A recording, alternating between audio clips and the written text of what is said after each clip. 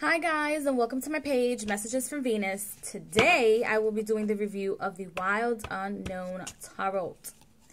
And I'll show you the cards as I speak to you guys. I'm not going to show you all the cards. This deck was calling me. I got it at the Strand bookstore, and it's one of those decks where you're like, should I get it, should I not get it? It was calling me.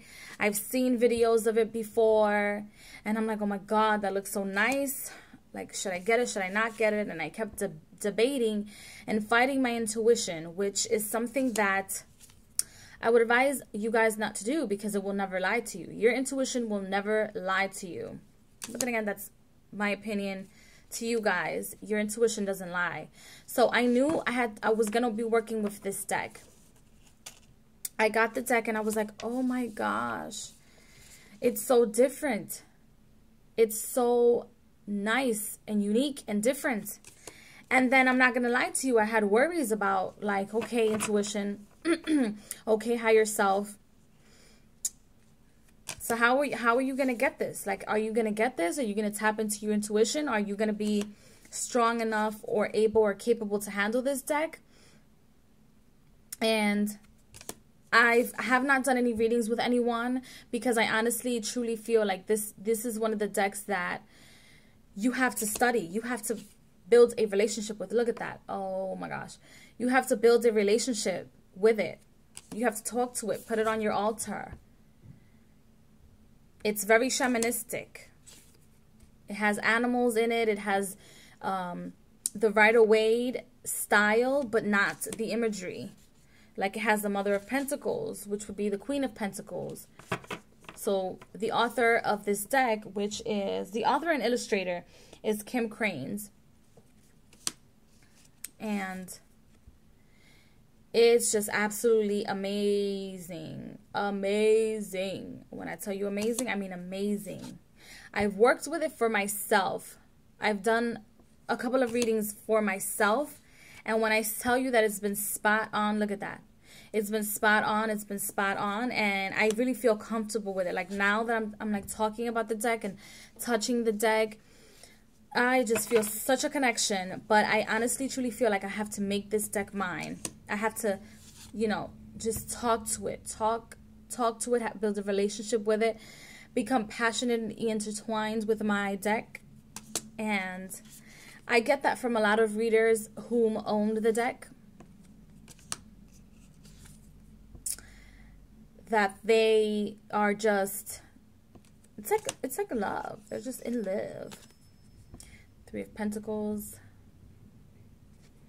And the deck, like I said, does have a color in it.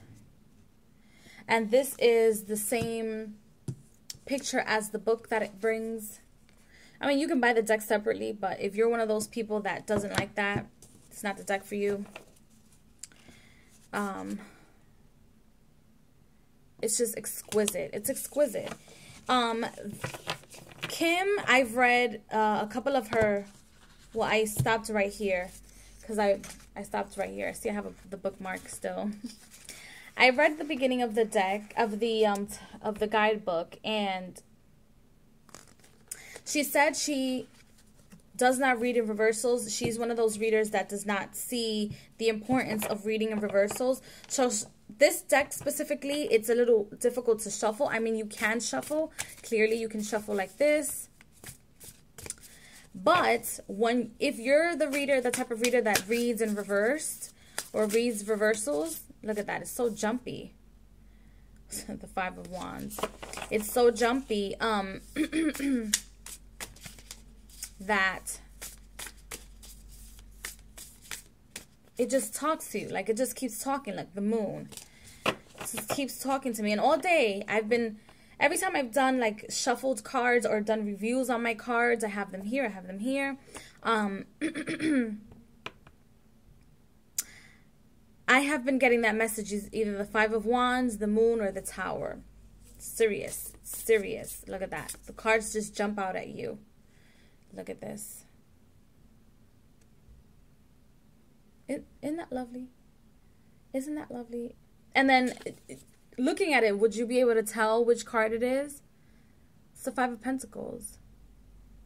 Look at the pentacles up there if you can see it.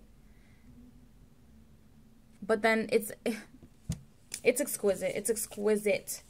Like, it's just the imagery takes you somewhere else. Like, you can pick up this card and say, you know, you get just sadness, depression, hunger, no love. Not just, you know, the poverty mentality. You can talk about not having love. You can talk about emptiness with this card. The void with this card. Loneliness with this card. It's amazing. It's absolutely amazing. But anyway, talking about the reversals. You can read reversals if you want. It's a little difficult because the deck is a little bigger than most. But in all honesty, she says it in her book. She created this deck so that it doesn't read reversals. She doesn't have the reversed meanings of the cards, not in her book, which is this one, nor in the little pamphlet, because she did handwrite a pamphlet and she designed the pamphlet. See?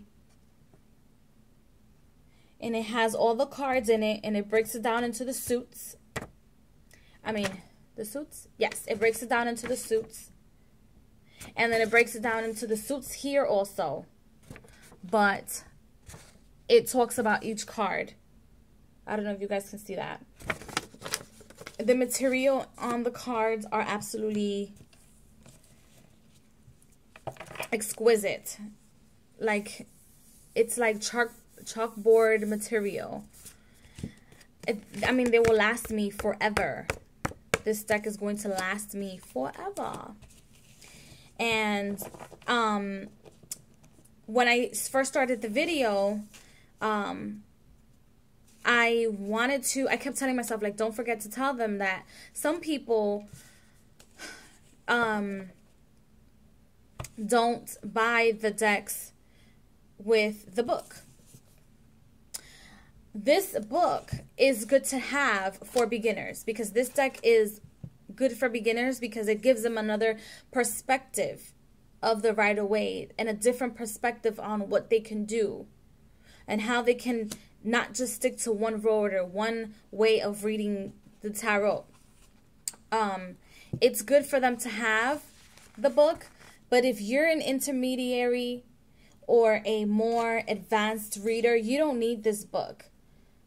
If you want to have the book just to have the book and see like what she talks about or how she changed some of the cards, like the Queen of Cups is not the Queen of Cups, is the Mother of Cups.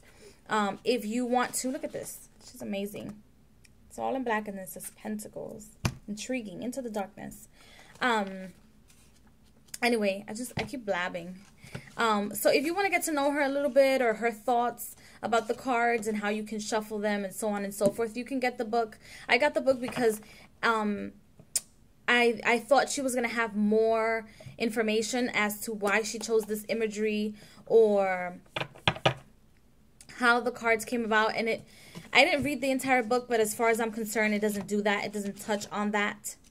It's more of like explaining to you like what the meanings of the cards are in her perspective. So if you don't want to get the book, you don't have to.